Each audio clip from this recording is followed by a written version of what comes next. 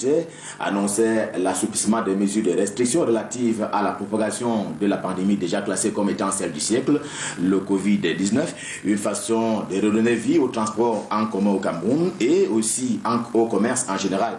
Eh bien, les Camerounais sautaient de joie à l'écoute de cette annonce de la part de la primature, justement parce qu'il y a eu des annonces qui ont été faites, accompagnant d'ailleurs en termes de relance économique un certain nombre de secteurs, à l'instar de la suppression pour 3 mois de l'impôt libératoire, mais aussi des taxes communales, pour ce qui est notamment des petits commerçants. On les appelle affectueusement au Cameroun les Bayam Salam. Eh bien, la question est la suivante. 10 jours après, quel en est le résultat sur le terrain? Désormais, une première évaluation mérite d'être faite à quelques jours d'ailleurs d'une rentrée éventuelle, rentrée scolaire, qui est annoncée pour se tenir, pour donc avoir lieu le 1er juin prochain. On va en parler ce soir. Question d'apporter des éléments de réponse à cette problématique avec nos invités, tous les 3 déjà présents sur ce plateau. Je commence par le professeur d'université, économiste de son état, qui est avec nous ce soir. C'est le professeur Jean-Claude Nitedem. Professeur, bonsoir. C'est bien Ariel Nitedem. Bonsoir, Ghislain. J'ajoute Ariel. C'est ça, Ghislain Pierre-Essolo, bonsoir. Vous me donnez l'occasion de tirer la sonnette d'alarme. Parce qu'au moment où la pandémie est en train de mettre tout le monde entier à genoux et donne une opportunité à chaque société de montrer de quoi elle est capable, de montrer son savoir-faire, de puiser, n'est-ce pas, dans tout ce qu'elle a de spécifique pour justement montrer ce qu'elle peut faire pour sauver le monde qui est en proie à cette pandémie. Il est temps que le génie camerounais explose, éclore. Donc on attend que le génie camerounais éclore et c'est l'occasion pour moi de tirer la sonnette d'alarme, de dire que le temps est grave. C'est vraiment grave et ce n'est pas une affaire de l'État. Ce n'est pas une affaire d'un parti politique, c'est l'affaire de tous les Camerounais, de l'intérieur comme de l'extérieur. Et aucun État au monde tout seul ne peut se sortir de cette crise. Parce que là, on a une crise qui vient en double, en fait.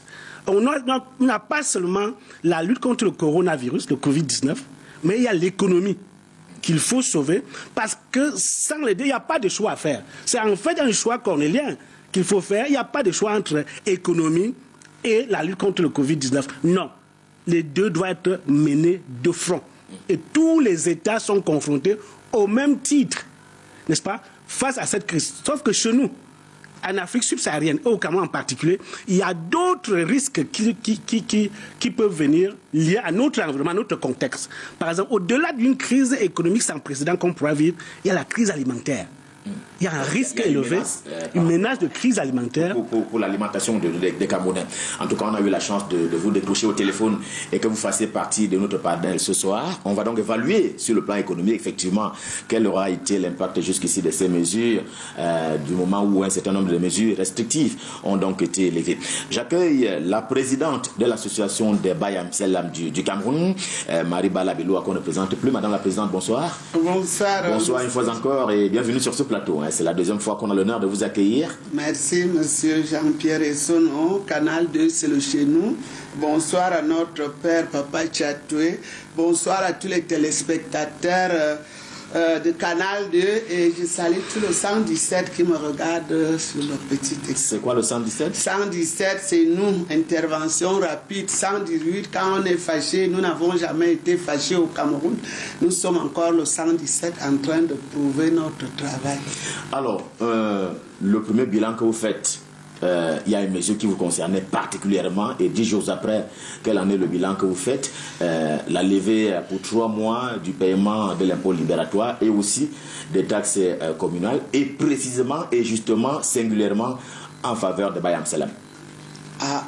Nous allons d'abord toujours dire merci à notre congélateur national, le président Paul Biya, qui comme un père est en train de suivre tout ce qui se passe au Cameroun et il a pris des mesures pour pallier, parce que nous autres, nous vivons au jour le jour. Nous n'avons pas de fonds de commerce. Tu sors dans ta maison, tu pars te débrouiller. Et le coronavirus est venu donc déjà tuer toute notre vie. Ton comptoir est tout pour toi. Le loyer, la scolarité, la ration, toute ta vie. Donc vous avez donc vu, les marchés étaient fermés à 16 heures. Et vous savez, pour vendre, Il y a d'abord les grandes ventes le matin et vers 16h quand les fonctionnaires vous rentrez du travail pour faire les empreintes. Maintenant, quand on dit 16h, cela veut dire que vous devez déjà commencer à livrer les étals vers 15h. Après ça, Awar aussi vient vous chasser.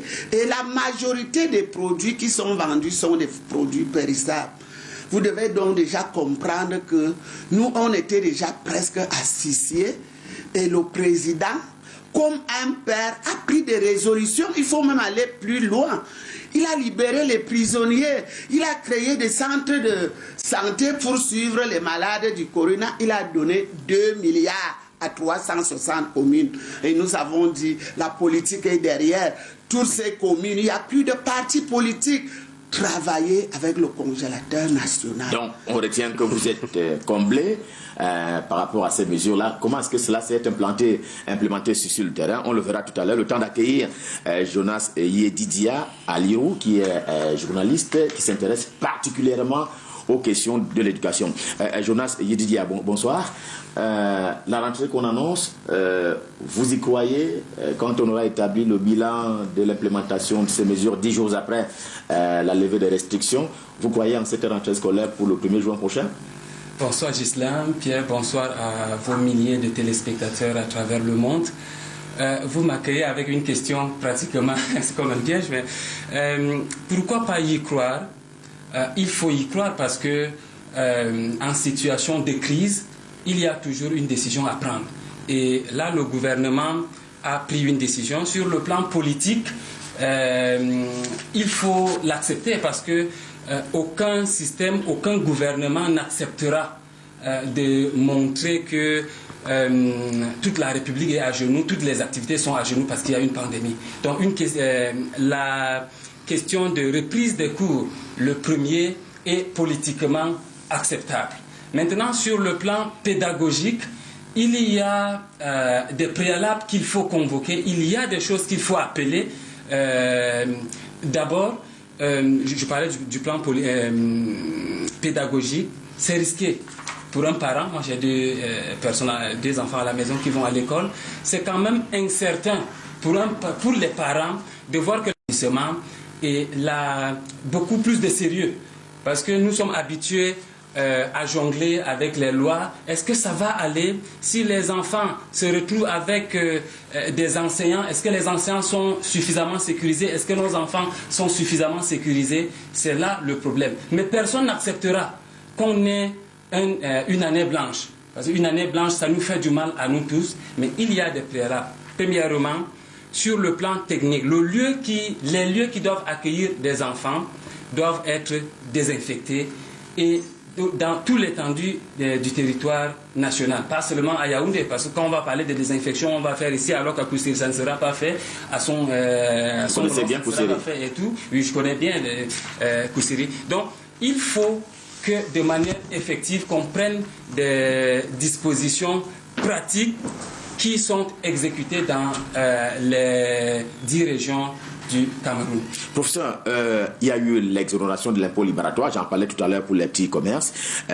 Il y a eu d'autres mesures en termes notamment d'annulation des pénalités retard pour ce qui est du paiement notamment des cotisations CNPS de la part des entreprises. Il y a eu ces 25 milliards de francs CFA, il y a eu les transports en commun qui ont été réouverts, il y a eu les débits de boissons qui ont... Alors, sur le plan économique, vous avez dit une fois que c'était une mesure qui arrivait à bon point, opportune. Est-ce que 10 jours après, on peut se dire que l'impact, l'objectif qui avait été poursuivi a été atteint? Oui, c'est vrai que 10 jours, c'est un peu tôt de dire que ça a été atteint. Mais 10 jours, c'est quand même déjà suffisant pour commencer à évaluer, pour voir comment ça se passe sur le terrain. Les 25 milliards, selon quelques indiscriptions que j'ai glanées ça et là, ont commencé à être déboursés pour le remboursement des crédits de TVA. Évidemment, même si le GICAM a rechigné en disant que c'était trop petit en termes d'enveloppe. Oui, on comprend très bien le GICAM parce que là, quand on regarde ce que ça représente, je crois qu'on parle d'une enveloppe de près de 350 milliards de crédits TVA dus aux entreprises. Vous savez bien, 25 milliards sur 350, c'est pas beaucoup, mais c'est déjà ça. Il faut le dire, c'est déjà ça. De toutes les façons, la dette intérieure du Cameroun, c'est autour de 1600 milliards. Ça fait partie de la dette intérieure. Et la dette extérieure, c'est 400 milliards. Et l'État a eu un moratoire, l'État camerounais, comme beaucoup de pays sous-développés, ont eu un moratoire de la part du Fonds monétaire international et du groupe de la Banque mondiale. C'est ça. Alors, au-delà de 25 milliards, l'essentiel de ces mesures, c'est des mesures fiscales qui entrent en vigueur dès l'annonce par le PM, à savoir les exonérations fiscales, le non-paiement des taxes de stationnement, le différé de paiement de certaines taxes. C'est entré en vigueur tout de suite après que le Premier ministre l'a annoncé. Ça, on peut le dire, l'évaluation, il est très simple. Mais on pourrait voir, est-ce quel impact sur l'activité économique? Est-ce que ça a déjà l'impact escompté sur l'activité économique? C'est toute la question. Et en réalité, vous donnez, c'est laquelle? En réalité, on regarde cet impact au regard de ce que la société avait déjà, ou l'économie avait déjà subi, les pertes d'emplois, l'inflation qui commençait à prendre de l'ampleur. Beaucoup d'emplois étaient perdus déjà. Est-ce qu'on a pu sauver ces emplois en 10 jours? Non. Est-ce qu'on a pu récupérer tous les emplois perdus en 10 jours? Non, c'est pas possible, on ne l'a pas encore fait. Il faut davantage d'ailleurs, les mesures fiscales ne suffisent pas pour que l'activité soit relancée de façon complète. Parce que dans un système fiscal progressif, comme c'est le cas du système fiscal camerounais, à savoir que c'est ceux qui produisent le plus qui payent plus. Et les petits porteurs ne payent presque rien ou ne payent pas du tout. Alors finalement, les mesures fiscales n'ont pas beaucoup d'impact sur les petites entreprises. Parce que ça ne fait pas, c'est pas une partie importante de leur charge. C'est chez les grandes entreprises que les mesures fiscales ont plus d'impact. Parce que ça représente une part importante de leur charge. Alors, voyez-vous, les petits porteurs, l'impôt libératoire, pour quelqu'un qui a un bail en salam ou un moto-taximan, ce n'est pas le plus important.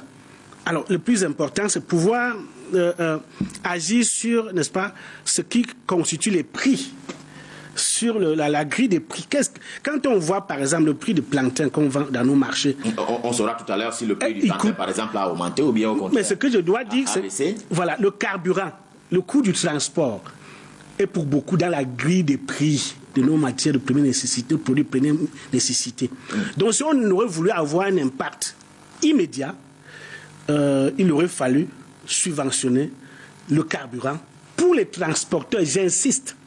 Parce que si on subventionne pour tout le monde, ce n'est plus efficace. L'État n'a pas de l'argent pour cela.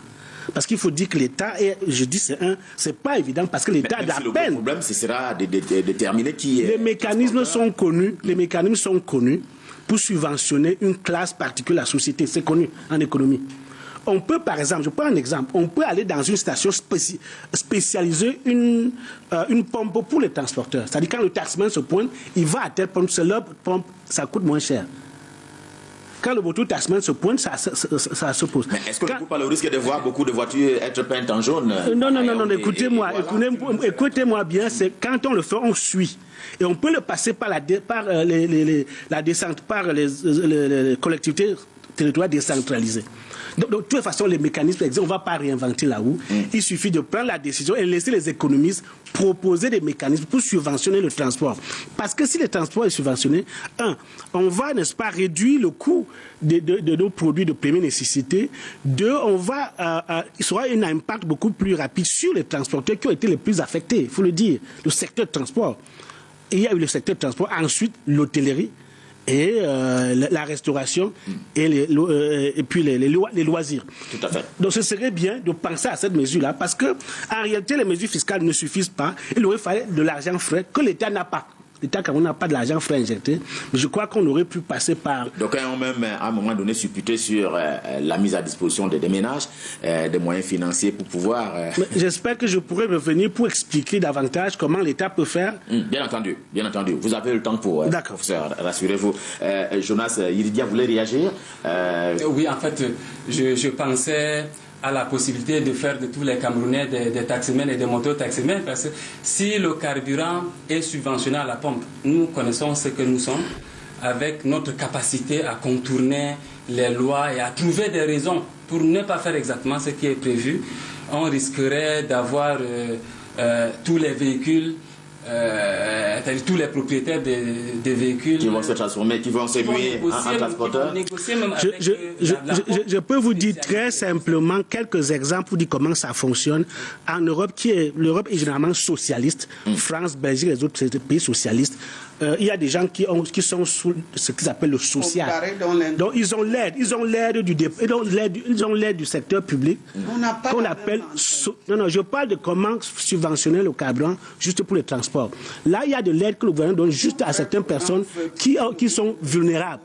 Il n'y a que eux qui touchent cette aide-là, ils appellent communément le social. Aux États-Unis, quand vous avez un niveau très bas, on vous subventionne on vous donne les frais pour les nécessités de base, pour acheter le pain, enfin, pour pouvoir manger de façon décente. On subventionne uniquement ceux qui sont en dessous de la ligne de pauvreté. Donc les mécanismes existent pour subventionner une classe sociale donnée. Il suffit d'une décision politique, les économistes trouveront le mécanisme. Très bien. Marie Balabilo, Madame la Présidente, 10 jours après la levée de ces restrictions, est-ce que le prix du plantain et des autres produits sur le marché camerounais, les vifs, est-ce qu'on est revenu à la situation antérieure où on pouvait se l'acheter à 1000 francs CFA? Et puis, finalement, est-ce que vous avez l'impression qu'il y a eu des emplois qui étaient menacés, qui sont revenus sur la place de Bayam Salam, la vie en famille, la vie sociétale, est-ce qu'elle a repris au niveau des petits commerçants qui constituent d'ailleurs, en termes de quantité, le plus gros lot, le plus gros contingent? Nous allons d'abord dire, monsieur Essono, qu'il y a eu un travail au préalable pour arriver. Nous, les Bayam Salam, on a été reçus par le directeur général des impôts par rapport à nos doléances qu'il a transmis à sa haute hiérarchie. Et nous, on a été... Et c'est ce qui a été matérialisé par ces mesures d'accompagnement. Donc nous devons quand même déjà dire merci et continuer à demander. Mais ce qui nuance là où nous sommes, parce que nous ne comprenons même pas à la base qu'est-ce qu'il faut payer. Qu'est-ce que le petit commerçant Bayam Salam doit payer, ne pas payer? C'est l'impôt libératoire. Ça se paye soit mensuel, soit trimestriel, selon les mairies. Et il y a la taxe journalière qui est de 200 perçue par les percepteurs, soit des communautés urbaines, soit des mairies.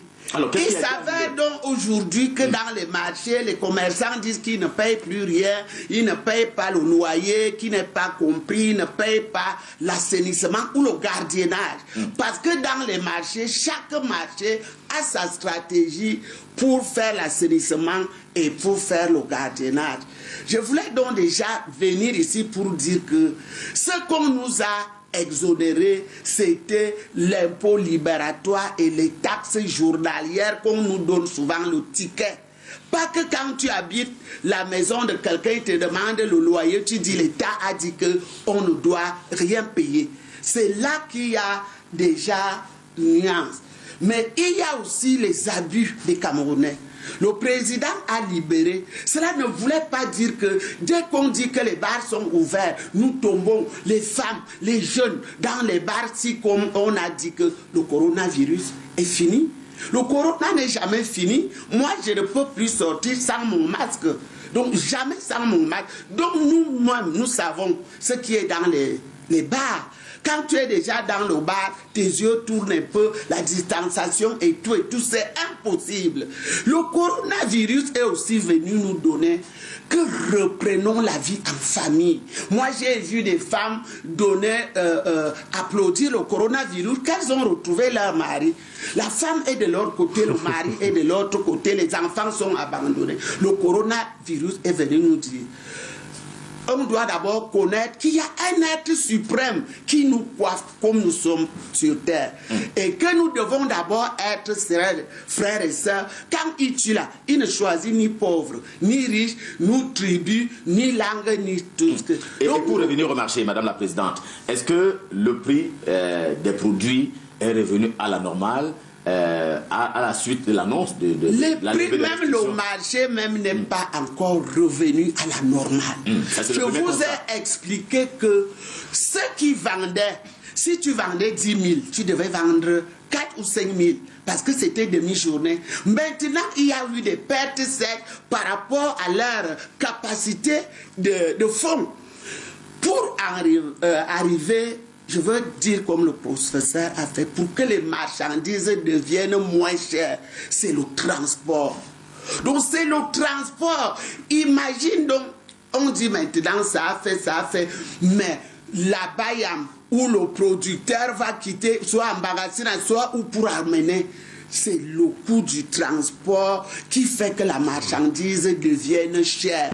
Et comme nous parlons, nous tous nous devons connaître que l'année 2020, c'est une année vraiment que nous tous nous devons serrer la ceinture. Si le 20 mai déjà qui était une fête qu'on ne pouvait pas dire, nous voyons le 20 mai mort. Donc nous devons comprendre que chacun d'entre nous doit mettre la main sur dans la pâte pour que vraiment nous arrivons. Donc on ne peut pas se mentir ici que comme on a levé les barrières, les choses sont devenues moins chères. Au contraire, parce que même dans les marchés, c'est timide. Les gens viennent, mais avec beaucoup de prudence. Ce n'est plus l'affluence d'attente. Donc nous devons dire, nous devons aller pas à pas et nous devons comprendre que nous avons un monstre invisible qui nous guette à tout moment et nous devons vraiment être prudents. Professeur Nutidem, 10 jours après donc, le constat, vous l'avez dressé vous-même pour ce qui est des grandes entreprises, des entreprises moyennes, les petites aussi, à l'écoute de la présidente de Bayam Salam du Cameroun. Eh bien, c'est donc que l'économie camerounaise n'a pas redémarré 10 jours après la levée de ces restrictions. Les activités ont redémarré, certaines activités, ça il faut le dire. Il faut être de mauvaise foi pour dire que l'économie n'a pas redémarré. Certaines activités ont démarré, mais n'ont pas atteint leur vitesse de croisière. Et ça, c'est un problème. Il faut non seulement trouver les moyens de donner un peu plus, surtout aux PME, parce que la PME a été la plus touchée. Il faut trouver des moyens de donner un peu aux PME pour permettre véritablement de relancer les activités économiques. Là, je ne parle pas de la relance de la croissance, la relance des activités économiques. Parce qu'il faut voir, c'est une action en 3 phases. Il fallait d'abord amortir le choc qui a été subi après les mesures du 17 mars. Le choc est encore là. Donc toutes ces mesures qu'on a prises, c'était d'abord pour amortir le choc. Et c'est après qu'on a amorti le choc qu'on peut relancer de façon effective les activités économiques. Et quand on aura relancé les activités économiques, c'est à ce moment qu'il faudra penser à la relance de la croissance économique. Alors maintenant, j'insiste beaucoup sur cette subvention du carburant, parce que c'est le fond, c'est ce qui va nous sauver. Un oubli involontaire? Non, c'est pas un oubli involontaire parce que c'est très technique. Et je ne peux pas dire que c'est un oubli parce qu'il faut trouver la bonne solution. Parce que l'État a perdu beaucoup de ressources. Et l'État ne peut pas se permettre d'en perdre davantage. Non seulement l'État est écartelé entre la guerre, le Boko Haram est toujours là. Il y a toujours la guerre au sud-ouest et au nord-ouest. Et l'État doit fonctionner. Et il y a un problème, les finances publiques sont sous pression. Déjà qu'on a tenté d'organiser une CAN, où on a importé beaucoup, on a perdu beaucoup de devises, et on n'a pas pu organiser la CAN. C'est des pertes que les finances publiques ont subies. Ensuite, il y a ces guerres qu'il faut mener. Maintenant, le Covid nous trouve, alors qu'au moment où on prépare la loi de finances, il n'y a pas de Covid. Donc on n'a pas prévu cela. Donc l'État est véritablement sous pression, les finances publiques sont sous pression. Donc il faut trouver le moyen adéquat, l'équilibre entre continuer à mener ces guerres-là, financer la lutte contre le Covid-19 et sauver l'économie. Donc il faut trouver des solutions qui soient véritablement efficaces et même efficientes. C'est pour ça qu'il dit qu'on peut subventionner, l'État camerounais ne peut pas se donner le luxe. D'abord, il n'a pas le moyen de subventionner le carburant, de baisser le prix à la pompe pour tout le monde. Ce n'est pas possible. Il faut trouver le moyen. Et d'ailleurs, c'est une mesure contre laquelle c'est souvent adressé. Absolument, ce serait très grave, parce que même les gains qu'on avait déjà engrangés avec le programme économique et financier avec la Banque mondiale, on les a perdus en quelques mois. Donc il faut trouver la bonne formule pour subventionner le carburant de façon à baisser le coût de transport, pour éviter cette inflation galopante, pour éviter cette crise alimentaire dont je parle. Parce qu'on n'a pas suffisamment produit. Voyez-vous, au moment où il fallait cultiver, la saison où il fallait semer, il n'y avait pas les intrants. Pourquoi? Parce qu'on avait fermé des frontières. Les bateaux s'arrêtaient plus loin, il n'y avait pas suffisamment d'intrants, ça a coûté plus cher, on n'en a pas utilisé suffisamment, donc la production ne sera pas au niveau escompté. Il faut faire d'abord. Donc il faut. Et comme j'ai dit, je vais prendre l'exemple simple. Est-ce que vous savez que le carburant de certains fonctionnaires est subventionné. Ben, il est subventionné, certains fonctionnaires. Ils ont les bons de carburant, c'est subventionné par l'État. Le carburant des armées est subventionné. Mais est-ce que vous savez que l'enseignement est subventionné par l'État à l'université? Quand vous payez 50 000 pour votre enfant, normalement c'est 350 000 au premier cycle. Et pour payer 50 000. Donc l'État paye 300 000. Voilà. Donc c'est pour dire qu'il y a des mécanismes pour subventionner uniquement du carburant pour les transporteurs, pour baisser le coût du transport, afin d'agir sur les prix de première nécessité et afin de booster la production. Parce que je dois dire, contrairement à la crise de 2008, cette crise a touché l'économie réelle. Voilà bien quand elle passe, c'est elle qu'il faut écouter. C'est elle, quand elle parle d'économie, elle est plus... Parce que c'est l'économie réelle que ça a touché. Tu as la raison pour laquelle elle est sur ce Parce que ça a touché le secteur productif. La production, la distribution a été touchée. Alors que la crise de 2008, c'était le secteur financier qui, par ricochet, avait impacté l'économie réelle. Mais cette crise a touché directement l'économie réelle. Donc il faut... Une réaction de M. Yediya avant la présidente, oui. Oui, en fait, je voudrais, pas pour contredire le professeur, mais dire qu'en fait, le coronavirus est venu nous montrer nos points faibles. Nous devrons être dans un système où on valorise la production locale. En réalité, les difficultés que nous avons eues sur le plan alimentaire, c'est que beaucoup de ce que nous mangeons au quotidien viennent de l'importation. Or, les frontières sont fermées. Je crois que nous devrons, à partir de cette pandémie, penser à la production locale, faire subventionner la production locale de manière effective et que chaque région ait des, je sais pas économiste, des bassins de bassins de production d'un produit spécifique. Et là, je crois que la prochaine fois, nous aurons moins de problèmes. Et quand vous parlez du pétrole, de la subvention du carburant, souvenez-vous également que la pandémie est arrivée quelques mois après l'incendie de la Sonara. En fait, il y a beaucoup de problèmes à la fois. Pour le moment, sans être un avocat de l'État, je crois qu'il y a nécessité pour que tous les citoyens s'alignent et essayent d'accompagner, essayent de serrer la ceinture, et que les dirigeants aussi réduisent leurs dépenses. Il ne faut pas demander aux gens de serrer la ceinture et on donne des dons, par exemple, on dit voici 2 milliards pour les 360 communes. On donne des seaux qui ne permettent pas de laver les mains à l'eau coulante et tout ça. Ah bon, donc ces seaux ne permettent pas de... Mais écoutez, les seaux, je crois que vous ne voulez pas prendre ça dans ma bouche, mais quand vous voyez ces seaux, en tant que citoyen, est-ce que ces seaux-là permettent de respecter l'une des règles de prévention qui est se laver les mains avec de l'eau coulante? Ça, c'est les seaux de maçon. maçon. Vous nous apportez une précision ce soir. Oui, mais ça, c'est des seaux de maçon. Et l'eau parce que l'eau coulante, ça veut dire qu'il y a une disposition qui vous permet de mettre la main au bas et que l'eau descend. L'eau qui vous a déjà touché et qui a déjà touché votre main ne remonte plus, c'est-à-dire descend au sol. Or, les seaux qu'on donne à nos parents, je ne sais pas s'il faut tremper les mains là et tout, ça c'était juste une parenthèse. Nous devrons être sérieux à tous les niveaux. Autant les citoyens, en tant que Camerounais, doivent accepter que la pandémie n'a pas été prévue. Nous devons faire des efforts pour respecter. Autant le peu que l'État débourse au nom de cette lutte doit être géré avec patriotisme. Madame la Présidente, vous acquiescez, vous êtes en train de secouer la tête. Est-ce que... Pardon, monsieur Jean-Pierre Essonneau. La question que je voudrais vous poser, est-ce que vous êtes disposé, d'abord, est-ce que le produit est disponible? Les produits sont-ils disponibles? Ceux de Bayam Selam du Cameroun, au même titre qu'avant. Est-ce que vous pouvez supporter encore la demande pour un temps? Est-ce que vous attendez une subvention? Quelles sont les difficultés que vous rencontrez depuis ces 10 derniers jours? Monsieur, nous avons déjà dit, nous avons tendu la main au gouvernement. Nous-mêmes, comme je parle, le congélateur, nous sommes reconnus d'utilité publique depuis 2016.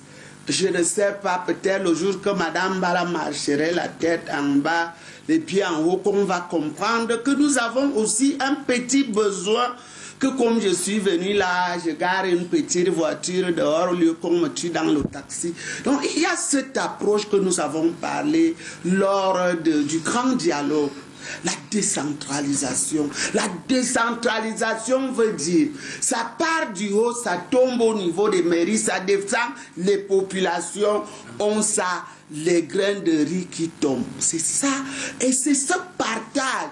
Et c'est cette approche quand moi, Asbi va déjà un peu loin à l'extérieur du Cameroun, en Afrique, de l'autre côté. Nous voyons les autres prennent les OG comme des personnes, l'interface entre les populations. Le ministre des Transports a dit deux taxis, dans le taxi, je ne sais plus, c'est le petit peuple qui en pâtissait. Est-ce que les transporteurs ne fixaient pas? Obal a été déjà à combien?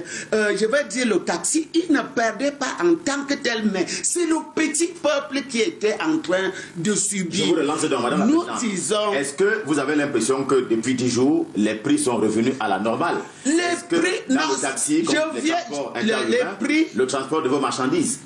Le transport, je vous ai dit, c'est dur. Monsieur nous avons demandé les bienfaiteurs, combien de fois je suis déjà venu parler ici. Donnez-nous même de vieux camions que vous avez déjà jetés pour que nous... Non, papa, parce que je viens de vous expliquer que le marché est timide.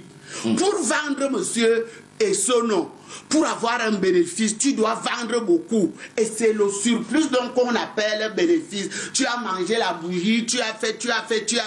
Après le soir, tu comptabilises. Je viens de vous dire que le marché, le congélateur a fait un grand geste. Donc actuellement, c'est timide. Les ventes sont timides. Les gens ont perdu les fonds de commerce.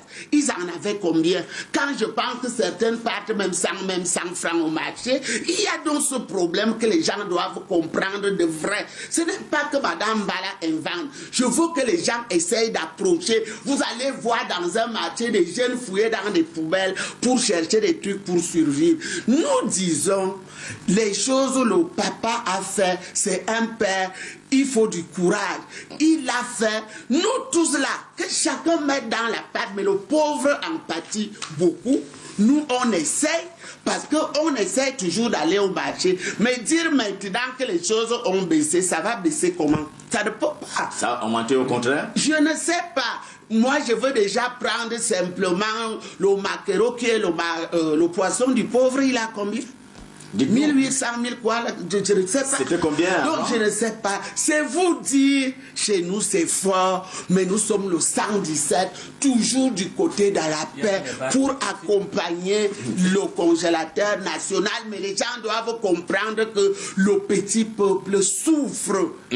La souffrance, la timidité du marché, c'est selon les mots de la présidente de Bayam Salam du Cameroun, la timidité des marchés, la souffrance du bas peuple. Il n'y a donc pas eu ce basculement. En tout cas, vous avez commencé à donner un certain nombre d'éléments tout à l'heure pour indiquer bien que la situation n'a véritablement pas changé. Est-ce que on peut l'ouvrir sur de bonnes perspectives à compter d'aujourd'hui, je ne sais pas, à compter d'un délai qui est royalement un délai économique? Vous voyez, quand j'ai suivi les deux, lui, il a parlé de quelque chose de très intéressant. Il a dit que c'est une parenthèse. Non, ce n'est pas une parenthèse. La gestion, on doit améliorer la gouvernance. Les gens doivent se rendre compte que nous sommes dans une guerre, une véritable guerre. Et quand Mme Bala dit, si vous voulez acheter une machette, n'achetez pas n'importe quoi que je vais taper, ça va se casser. Elle parle là de la participation, qui est un canon universel, la bonne gouvernance. Lui parle de la transparence, elle parle de la participation.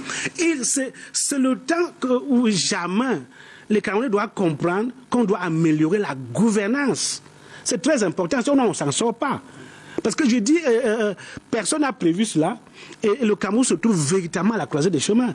Si on ne se serre pas la ceinture, on ne va pas s'en sortir, et c'est l'affaire de tous. Ça, il faut le dire. Quand j'ai dit tantôt qu'il fallait amortir le choc, c'est de ça qu'elle parle. Les gens ont perdu leur capital pendant les mesures du 17 les mesures du 17 mars. Mais comment vous relancez l'économie si vous ne donnez pas les moyens à ces personnes d'avoir notre capital? C'est pour ça que je dis qu'il faut d'abord amortir le choc qui a été subi par les ménages et les entreprises. C'est très important. Les gens ont perdu les emplois, les gens ont perdu... Dans ce qui nous amène le Coran, on leur demande déjà le riz. Venez-nous le riz et lui, on va faire les risottos. Parce que les Camerounais vont soit mourir du corona, soit mourir des affres de la lutte du corona sur l'économie. Ça, il faut le dire, il faut le comprendre. Et si on n'améliore pas suffisamment la gouvernance, le Cameroun va aller dans une situation terrible, sans précédent. Quand vous dites que parler de seaux qui ne peuvent pas permettre de laver les mains, c'est pareil comme si on voulait défendre l'eau coulante, en tout cas. Il faut de l'eau coulante, il faut le dire clairement. Parce que ce n'est pas aider l'État ou être contre l'État que de le dire. Parce que demain, si on ne le fait pas, il y aura une crise sociale dans ce pays. Les émeutes de 2008 n'auront rien à voir. La crise qu'on pourra avoir sera 10 fois supérieure à ce qu'on a eu en 2008. La vie chère, la crise de la vie chère. Il faut faire attention. Et nous sommes en train de nous acheminer vers si on le fait. Et d'ailleurs, la présidente n'a pas voulu répondre directement à ma question. Oui, bien sûr, elle a répondu entre les lignes. L'image du maquereau, hein, qui dont le prix est en hausse de façon permanente désormais sur le marché. Ce que nous devons dire, monsieur Essoro, nous voici sur à Canal 2. Voilà le professeur, il a son... l'école dans la terre, moi, à l'indigène, je parle. Le Cameroun doit comprendre que j'ai été quelque part. Il y avait des thèses, c'était une blanche, c'était à l'université de Yaoundé 2. Cette dame m'a dit, madame, on doit même prendre vos qualités, vous donner, venir aussi avec nous pour soutenir les thèses. Que les Camerounais sachent que la vie, c'est la complémentarité. Là où on arrive quelque part, moi, je veux porter le sac, au moins, je veux jouer le rôle pour aussi soutenir notre catégorie de personnes. C'est pour ça que vous avez eu à une époque où on s'est amusé à dire qu'on voulait que le congélateur nomme le sénateur. C'était toujours pour dire que là-bas nous devons avoir des gens qui défendent nos causes. Mais nous disons déjà merci. Qui étions-nous pour être utilité publique? Mais que les autres comprennent que le budget là, c'est le budget de nous tous. On ne peut pas être utilité publique et avoir zéro budget. Moi, je n'ai jamais compris ça. Tout ce qu'on fait, on force avec les mains et on a toujours crié et on est toujours derrière le président pour la paix, pour dire que nous aussi, nous voulons, le Cameroun est comme quelque chose qui pèse 1000 kilos. Chacun porte par rapport à sa capacité et nous allons porter le Cameroun. Ce n'est pas pour les autres, c'est pour nous tous. On va revenir au professeur. Oui, réaction. On va revenir au professeur tout à l'heure. Nous parlons beaucoup d'économie alors que nous sommes dans une pandémie. Je crois que l'assoupissement que nous avons eu, que le gouvernement a décidé, a été utile, mais il y a des secteurs qui n'étaient pas du tout indispensables. Par exemple, la réouverture des bars. Pendant que la présidente se plaint que le marché ne passe pas, ouais, dans des bars, quand vous passez à partir de 18h, vous avez l'impression que rien n'a changé. C'est comme si la maladie, la Covid, allait juste atteindre les gens d'une certaine classe. On a eu la chance de recevoir l'un des dirigeants des syndicats des exploitants des débits de boissons sur ce plateau. Il disait que désormais, ils se sont imposés la mesure de la moitié. C'est-à-dire que s'il y avait 100 clients à la seconde, c'est désormais la moitié. Oui, mais que ce soit 10 personnes qui vont au bar, les 10 personnes qui sont au bar sont plus proches de la violation des mesures barrières. Et là, on peut avoir deux personnes qui inquiètent, qui partent inquiéter. Moi, je vais dire mon fils. Alors que la nécessité, oui, la présence, si vous me permettez, personne ne peut se plaindre qu'il a un problème de boisson. On a dit sur le plan économique, chacun se lève le matin pour aller chercher à manger. Donc il faut ouvrir les marchés pour que chacun soit capable de manger. C'est ça, vous ne connaissez donc pas le Cameroun. Quand vous êtes au Cameroun, quelqu'un va vous offrir une bière, mais il ne va pas vous acheter un plat même de 300. C'est de ça donc qu'il est... Non, écoutez, vous surtout, vous les hommes, à la maison, les enfants, mangez le riz, sauter, mais tu es au bar avec ton poisson bien braisé et tout. Donc c'est de ça, c'est de ce changement de façon de vivre qui doit changer. C'est dur, l'État ne peut plus rien faire. Vous-même, vous avez vu de l'autre côté, là où les gens, on disait que c'était là. Nous, on a réussi, on est en train de réussir la pandémie.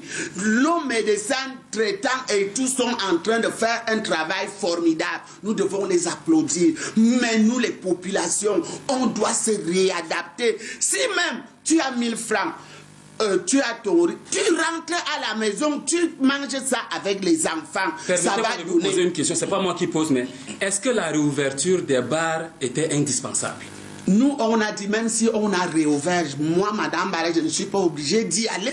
C'est ça que nous disons, que les bars peuvent même être de quoi emporter. Tu achètes, si tu as vraiment besoin de boire, tu là où nous sommes là, mon fils, il y a deux choix que nous avons. Respecter les mesures que l'État est en train de nous dire, rester en vie avec ta famille, soit ne pas les respecter, se retrouver sous le tombeau, des fois avec ta famille. Hein? Donc ce n'est même pas l'État qui doit nous supplier, c'est nous-mêmes qui devons prendre notre responsabilité. Avec le sida, ce n'était pas comme le corona.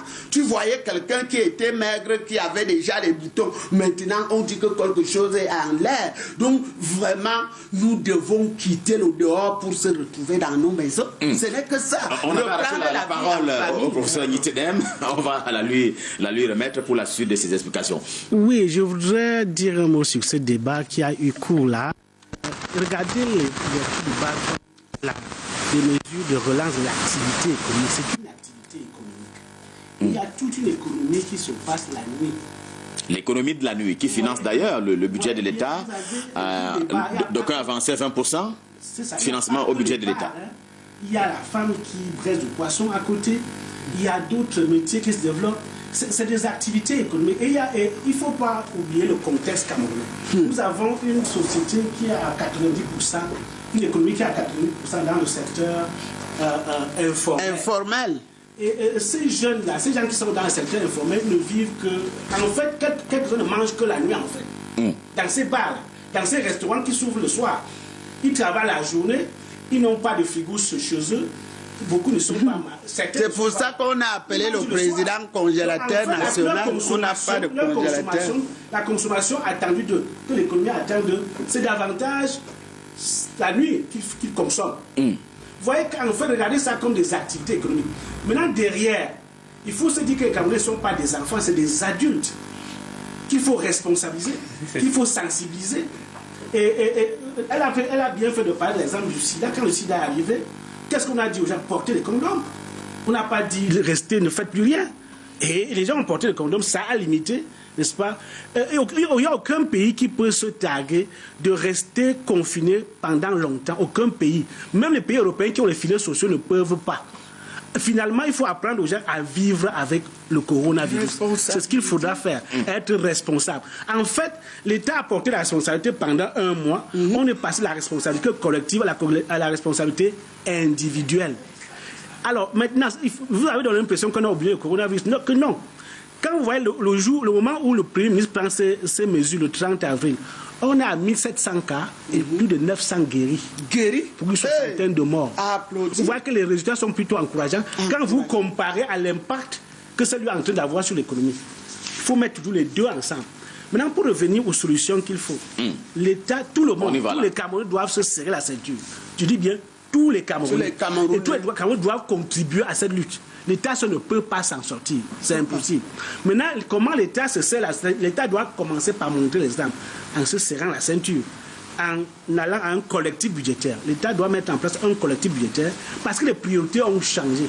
D'abord, les recettes ont beaucoup évolué. L'équilibre financier a été rompu. L'équilibre qui était dans le budget 2020 a été rompu. Les recettes pétrolières ont baissé de façon drastique. Et même les recettes non pétrolières. Les recettes non pétrolières ont baissé. Rien ne marche. Les dépenses ont augmenté de façon exponentielle. Et maintenant, il y a le fait qu'on ne produisait plus, le fait qu'il y a un risque, le fonds des opérations, le coût des opérations a beaucoup baissé. Les devises, le montant des devises que le Cameroun a ne suffit que pour importer pour 1 mois et demi ou 2 mois maximum, alors que le minimum c'est 3 mois d'importation.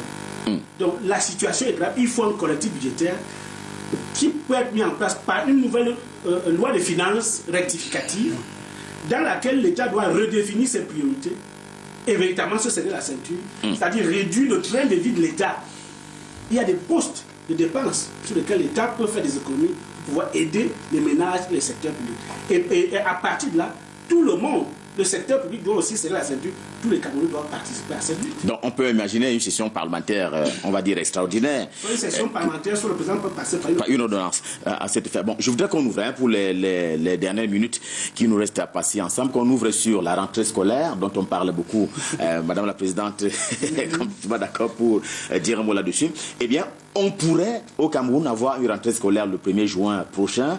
Est-ce que vous avez l'assentiment qu'au regard de ce qu'est la société depuis 10 jours maintenant, à partir desquels il y a eu donc levé de ces restrictions-là, est-ce que la tendance peut nous dire et nous donner confiance pour qu'il y ait effectivement ces rentrées-là le 1er juin prochain? Moi, je pense quand même que le gouvernement a la maîtrise de l'analyse de la pandémie. S'ils ont décidé qu'à partir du 1er juin que les cours commencent, nous avons confiance. Mais les parents ne doivent pas laisser ce travail au gouvernement.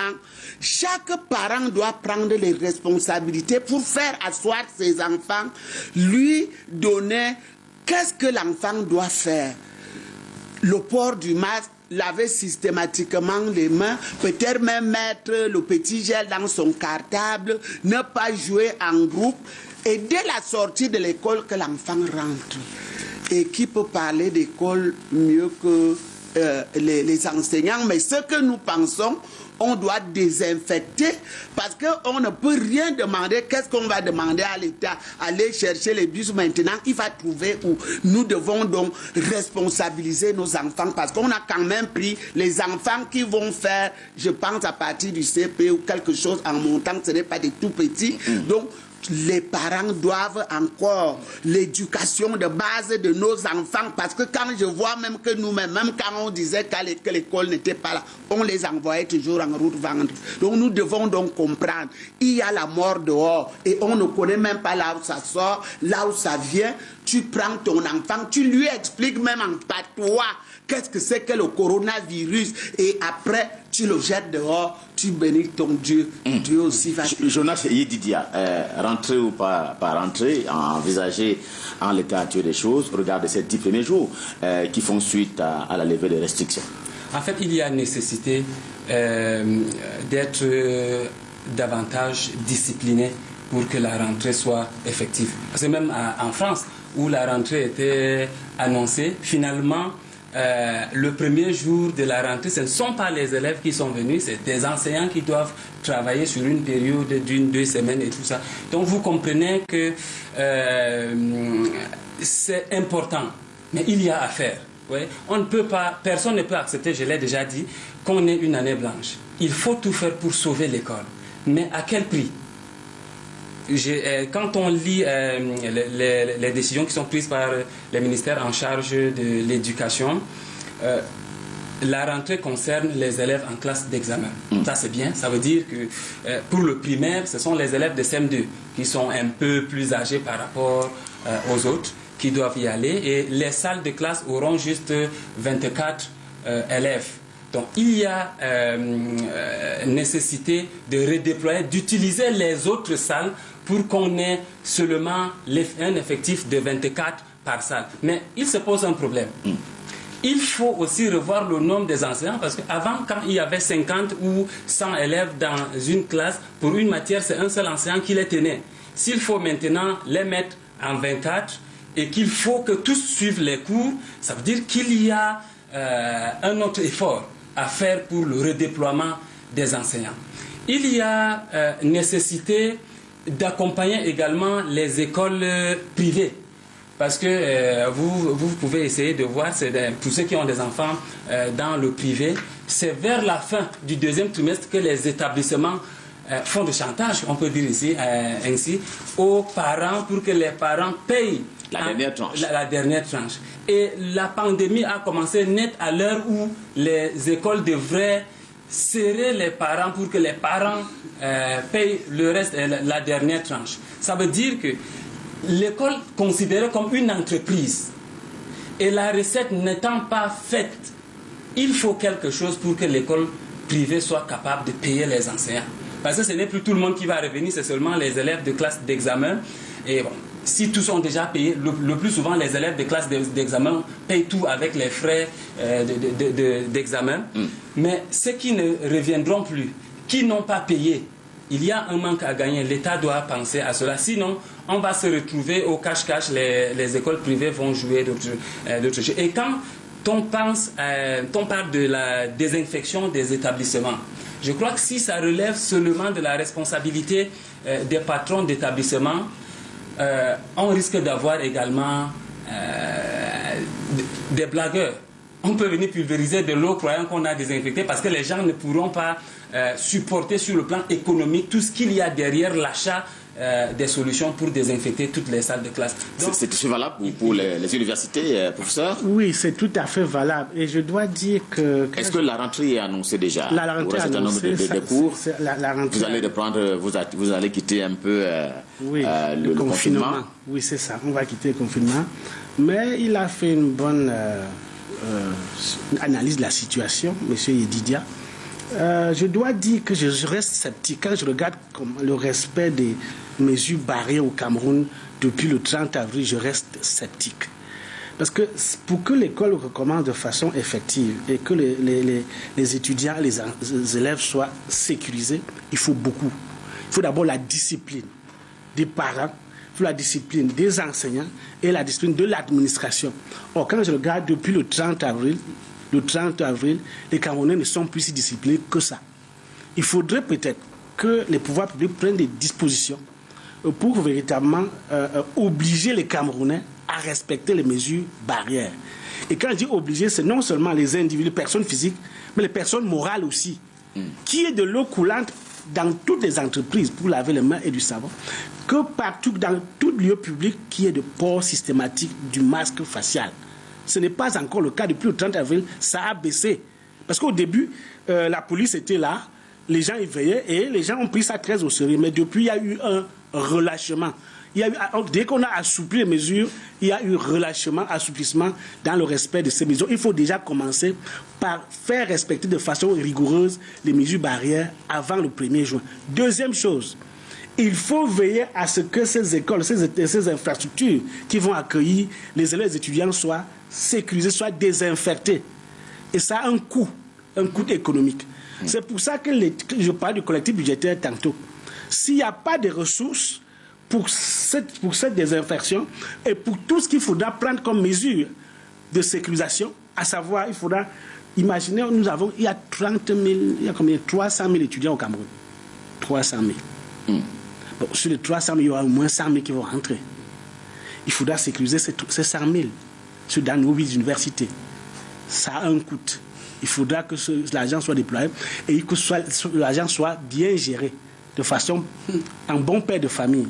Il faudrait qu'on coupe le peu, c'est-à-dire l'effectif réduit qui va revenir en classe va occuper plus d'infrastructures. Justement, qu'il n'a pas. Il faudra être plus performant. Il faudra être plus performant, il faudra être efficient dans l'utilisation du personnel enseignant.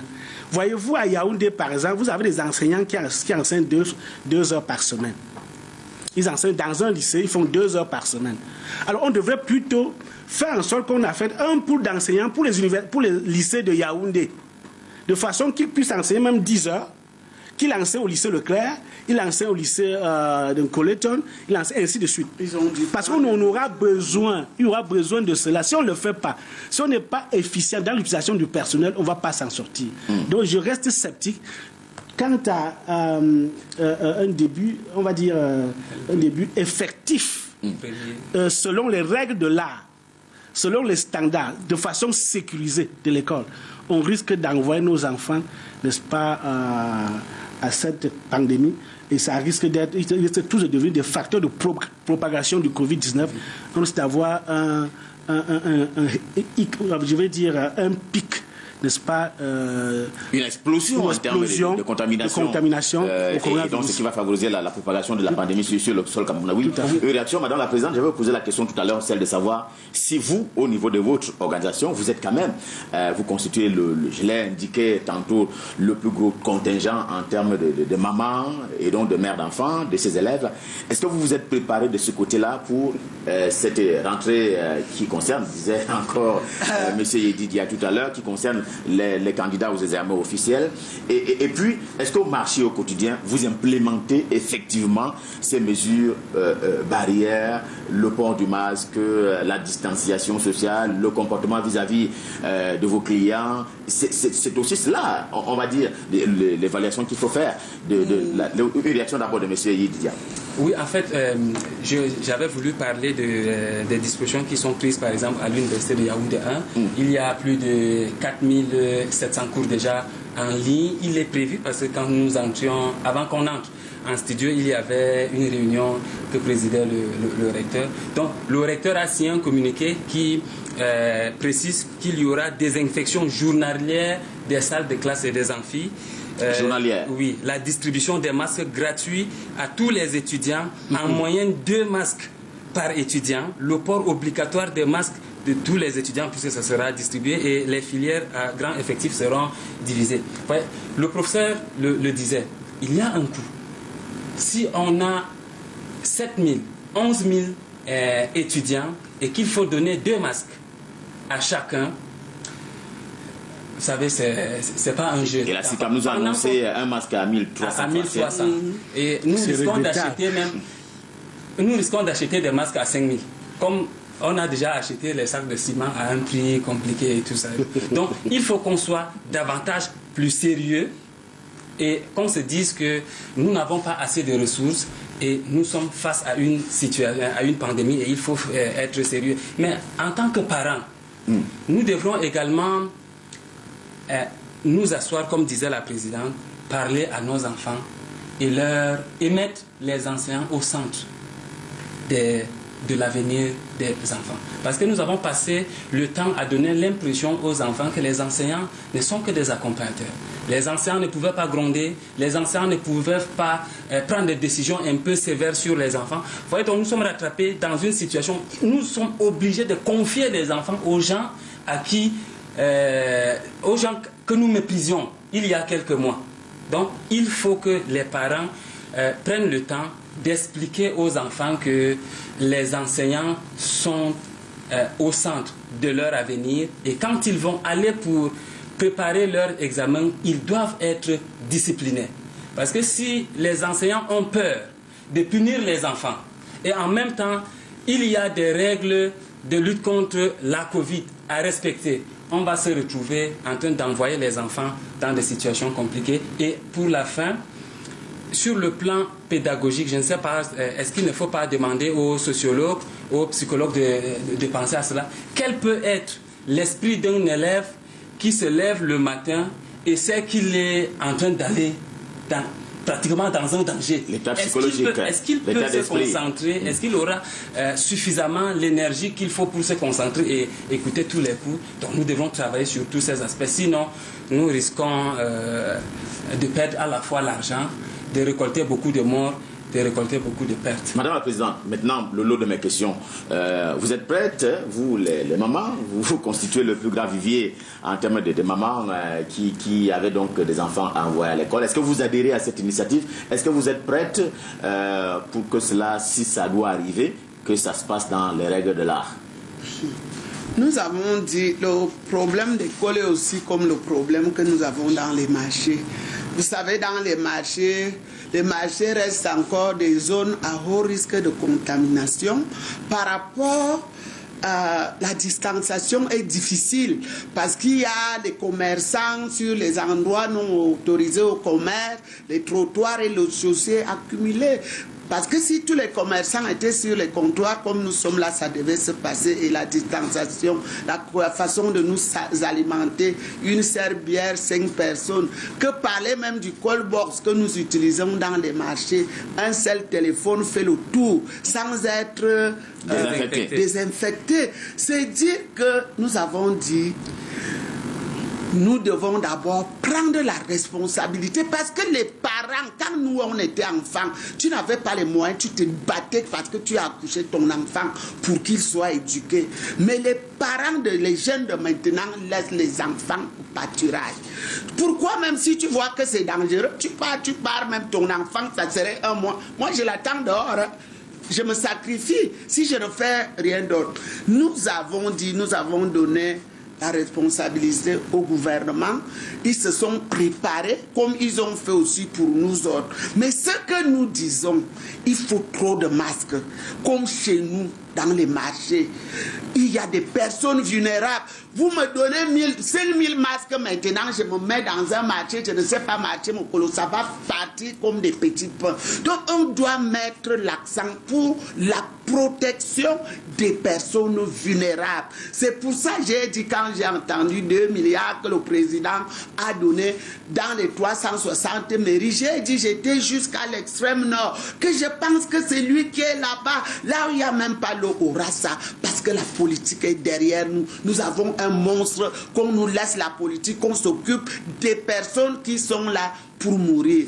Nous disons donc, il y a des bienfaiteurs, mais il y a aussi des zones, des endroits qui méritent d'être accompagnés comme les marchés. S'il y a la mort là dans les marchés, nous allons tomber comme les fourmis. Jusqu'à maintenant, notre Dieu, le Dieu du Cameroun, est encore en train de nous protéger.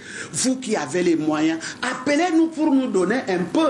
On a déjà eu le céréal et tout, mais j'ai dit, il y a la masse. C'est des millions de personnes, 70% des personnes qui vivre vous appelez ça informel. Comment ne pas comprendre que ces gens qui n'ont même pas d'or, 2000 pour faire un repas chez lui, il va acheter le masque.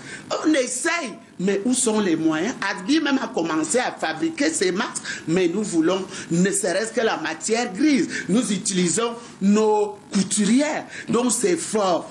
N'attendez pas la mort pour aller nous enterrer en masse. Si nous ne mourrons pas de corona, on va mourir de faim. Nous n'avons pas de congélateur. C'est le nom là qu'on a donné à papa Paul Biya.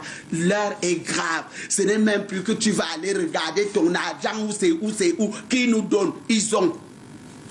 Professeur, vous avez. Oui, elle a peut-être résumé. Si on ne meurt pas du Covid, on va mourir de faim. Et il faut regarder le contexte camerounais. On est dans un contexte où la pauvreté. Et là, c'est le cri qui vient de ce que vous avez appelé savamment l'économie réelle. Tout à fait. Et donc la vraie économie qui s'implémente au quotidien sur les marchés. Oui, il faut regarder le contexte camerounais.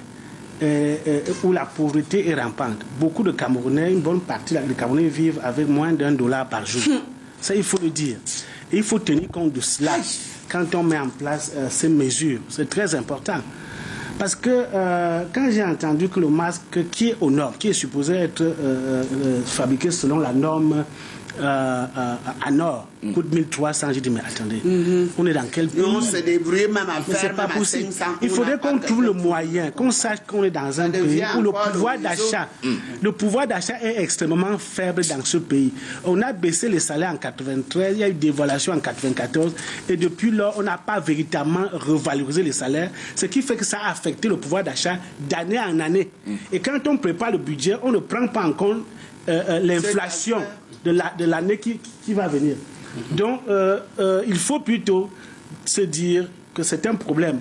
C'est une mastodonte, c'est un monstre qui est devant nous et ça concerne tous les Camerounais. Il faudrait que tout le monde se serre la ceinture. Et si on ne le fait pas, on risque, n'est-ce pas l'hécatombe tel qu'a prévu l'OMS, mais ce sera plutôt d'autres conséquences qui vont décimer le Camerounais. Allez, merci infiniment à vous, professeur Ariel Nyiteden, qui est donc économiste enseignant des universités du Cameroun et d'ailleurs.